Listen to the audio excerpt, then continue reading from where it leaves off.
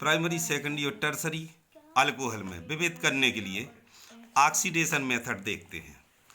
तो जैसे primary alcohol CH3, CH2, CH2OH, ये प्राइमरी अल्कोहल क्यों है? तो इसमें हम देखते हैं कि जब भी कोई कार्बन केवल एक कार्बन से जुड़ा रहता है तो उसको प्राइमरी कार्बन कहते हैं। जैसे जे वाला प्राइमरी कार्बन है, जे वाला प्राइमरी कार्बन है। जब कोई कार्बन दो कार्बन से डायरेक्टली जुड़ा रहता है तो उसको सेकेंडरी बोलते हैं। यदि कोई कार्बन तीन कार्बन से जुड़ा है, जैसे जे 1, 2, 3 से जुड़ा है तो ये टर्सरी। कोई कार्बन यदि चार कार्बन से जुड़ा है तो उसको अपन चतुर्थक या नियो कार्बन बोलते हैं, तो ये वाला चतुर्थक कार्बन है। अब यदि प्राइमरी कार्बन से कोई भी फंक्शनल ग्रुप जैसे OH जुड़ा है तो ये प्राइमरी अल्कोहल, सेकेंडरी से जुड़ा है तो सेकेंडरी अल्कोहल, टर्सरी से जुड़ा है तो टर्सरी अल्कोहल।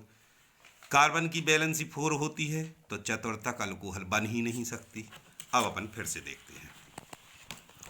तो प्राइमरी अल्कोहल में KMnO4 की प्रेजेंस में जब ऑक्सीडेशन करते हैं तो एल्किल ग्रुप के कार्बन का एक H और OH का एक H निकल जाता है और H2O जब निकलता है तो एल्डिहाइड बनता है, CH3, CH2, CHO। अब एल्डिहाइड का ऑक्सीडेशन करते हैं तो कार्बोक्सिलिक एसिड बनता है। यहाँ पर हमने लिया था प्रोपेनॉल, यहाँ पर बना प्रोपेनल। अब देखते हैं CH3, CH2, COOH, CH3, CH2, COOH, ये कार्बोक्सिलिक एसिड बना यानी प्रोपेनोइक एसिड।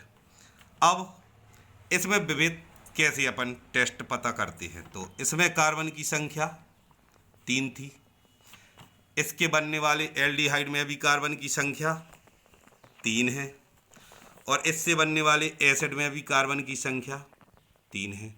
ये प्राइमरी अल्कोहल हुआ। अब सेकेंडरी अल्कोहल, सेकेंडरी अल्कोहल में CH3, CHOH, CH2, CH3।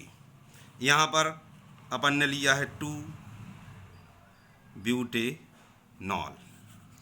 इसका ऑक्सीडेशन करते हैं, प्रेजेंस वही रहेगी KMnO4 की प्रेजेंस।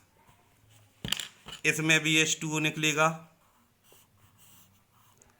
प्राइमरी अल्कोहल में ऑक्सीडेशन पर एल्डिहाइड मिलता है, लेकिन सेकेंडरी अल्कोहल में ऑक्सीडेशन पर कीटोन मिलता है, CH3, CO, CH2, CH3, जे 2-ब्यूटेनॉन प्राप्त होता है। अब सेकेंडरी अल्कोहल से जो कीटोन मिला है इसका ऑक्सीडेशन करते हैं तो यहाँ पर पोप-ऑफ का नियम लगता है।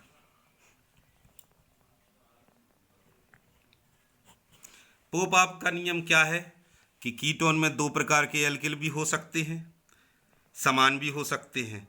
जब दो प्रकार के एल्किल हो जैसे मेथिल और एथिल तो बड़े वाले एल्किल में 2 कार्बन हैं, छोटे वाले एल्किल में 1 कार्बन है। पोप-ऑफ ने नियम दिया था कि कार्बोनिल समूह छोटे वाले एल्किल समूह के साथ में जाता है। तो ये किस प्रकार से टूटेगा? इस प्रकार से। यहाँ पर देखते हैं क्या बन रहा है, CH3COOH, CH3COOH। यहाँ पर भी बचा है CH3 और CH, तो CH3COOH इसके 2 मॉलिक्यूल बने CH3COOH। इसको एक साथ भी लिख सकते हैं। कितने ऑक्सीजन लगे? एक ऑक्सीजन था, 3 ऑक्सीजन और लगे। तो यहाँ पर पोप का नियम लग गया। यहाँ पर ब्यूटेनॉल में 4 कार्बन थे। इससे सेकेंडरी अल्कोहल में बनने वाले कीटोन में भी 4 कार्बन है, लेकिन जो एसिड बनता है उसमें कीटोन की अपेक्षा कार्बन की संख्या घट जाती है और यहाँ पर प्राप्त होता है एसिटिक एसिड यानी कि एथेनोइक एसिड। अब टर्सरी अल्कोहल देख रहे हैं। अब टर्सरी अल्कोहल में ऑक्सीडेशन देख रहे हैं। CH3 C CH3 OH। जब इसका ऑक्सीडेशन करते हैं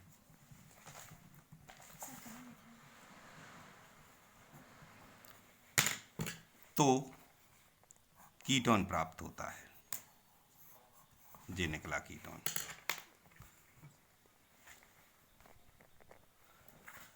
CH3 CO CH3। अब इसमें CH3 और H बचा है। CH3 और H जे आगे चल के CO2 और H2O में निकल जाएगा। ठीक है। 4। अब देखो, अब इसका ऑक्सीडेशन करते हैं तो CH3 COOH